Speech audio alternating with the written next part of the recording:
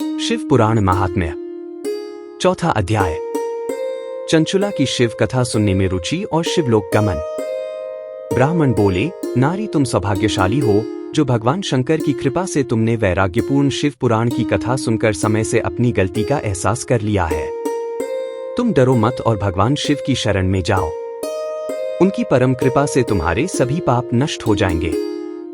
मैं तुम्हें भगवान शिव की कथा सहित वह मार्ग बताऊंगा जिसके द्वारा तुम्हें सुख देने वाली उत्तम गति प्राप्त होगी। शिव कथा सुनने से तुम्हारी बुद्धि शुद्ध हो गई है और तुम्हें पश्चाताप हुआ है तथा मन में वैराग्य उत्पन्न हुआ है।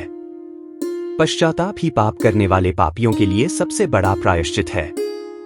पश्चाताप ही पापों का शोधक है। इससे ही पापों की शुद्धि होती है।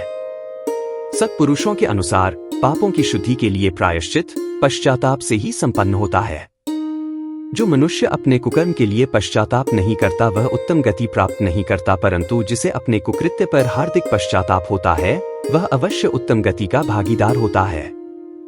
इसमें कोई शक नहीं है। शिव पुराण की कथा सुनने से चित्त की शुद्धि एवं मन निर्मल हो जाता है। शुद्ध चित्त में ही भगवान शिव व पार्वती का वास होता है। वह शुद्धात्मा पुरुष सदाशिव के पद को प्राप्त होता है। इस कथा का श्रवण सभी मनुष्यों के लिए कल्याणकारी है, अतः इसकी आराधना व सेवा करनी चाहिए।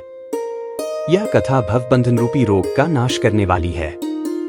भगवान शिव की कथा सुनकर हृदय में उसका मनन करना चाहिए। इससे चित्त की शुद्धि होती है।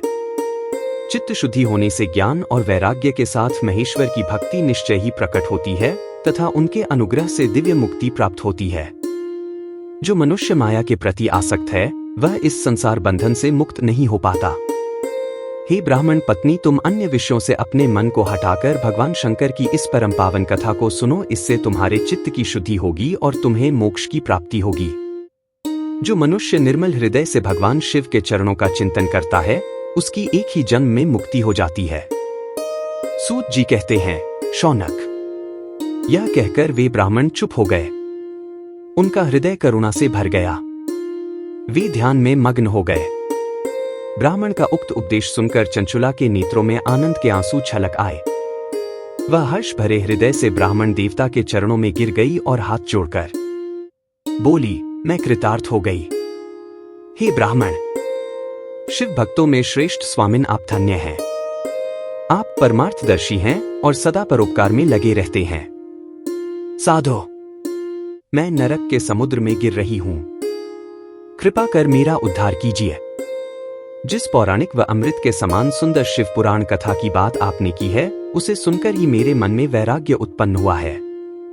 उस अमृतमयी शिव पुराण कथा को सुनने के लिए मेरे मन में बड़ी श्रद्धा हो रही है। कृपया आप मुझे उसे सुनाइए। सूत जी कहते हैं, शिव पुराण की कथा सुनने की इच्छा मन में लिए हुए चंचुला उन ब्राह्मण देवता की सेवा में वहीं रहने लगी। उस गोकर्ण नामक महाक्षेत्र में उन ब्राह्मण देवता के मुख से चंचुला शिव पुराण की भक्ति, ज्ञान और वैराग्य बढ़ाने वाली और मुक्ति देने वाली परम उत्तम कथा सुनकर कृतार्थ हुई। उसका चित्त शुद्ध हो गया। वह अपने हृदय में शिव के सगुण रूप का चिंतन करने लगी। वह सदैव शिव के सच्चिदानंदमय स्वरूप का स्मरण करती थी। तत्पश्चात अपना समय पूर्ण होने पर चंचुला ने बिना किसी कष्ट के अपना शरीर त्याग दिया। उसे लेने के लिए एक दिव्य विमान वहां पहुंचा। यह विमान शोभा साधनों से सजा था एवं शिव गणों से सुशोभित था। चंचुला विमान से शिवपुरी पहुंची। उसके सारे पाप धुल गए। वह दिव्यांगना हो गई। वह गौरांगी देवी मस्तक पर अर्धचंद्र का मुकुट व अन्य दिव्य आभूषण पहने शिवपुरी पहुंची।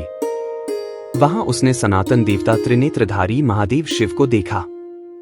सभी देवता उनकी सेवा में भक्ति भाव से उपस्थित थे। उनकी अंग कांति करोड़ों सूर्यों के समान प्रकाशित हो रही थी। 5 मुख और हर मुख में 3-3 नेत्र थे। मस्तक पर अर्धचंद्राकार मुकुट शोभायमान हो रहा था। कंठ में नील चिन्ह था। उनके साथ में देवी गौरी विराजमान थी जो विद्युत पुंज के समान प्रकाशित हो रही थी। महादेव जी की कांति कपूर के समान गौर थी। उनके शरीर पर श्वेत वस्त्र थे तथा शरीर श्वेत भस्म से युक्त था। इस प्रकार भगवान शिव के परम उज्ज्वल रूप के दर्शन कर चंचुला बहुत प्रसन्न हुई। उसने भगवान को बारंबार प्रणाम किया और हाथ जोड़कर प्रेम, आनंद और संतोष से युक्त हो विनीत भाव से खड़ी हो गई। उसके नेत्रों से आनंदाश्रुओं की धारा बहने लगी। भगवान शंकर व भगवती गौरी उमा ने करुणा के साथ सौम्य दृष्टि से देखकर चंचुला को अपने पास बुलाया। गौरी उमा ने उसे प्रेमपूर्वक अपनी सखी बना लिया। चंचुला सुखपूर्वक भगवान शिव के धाम में उमा देवी की सखी के रूप में निवास करने लगी।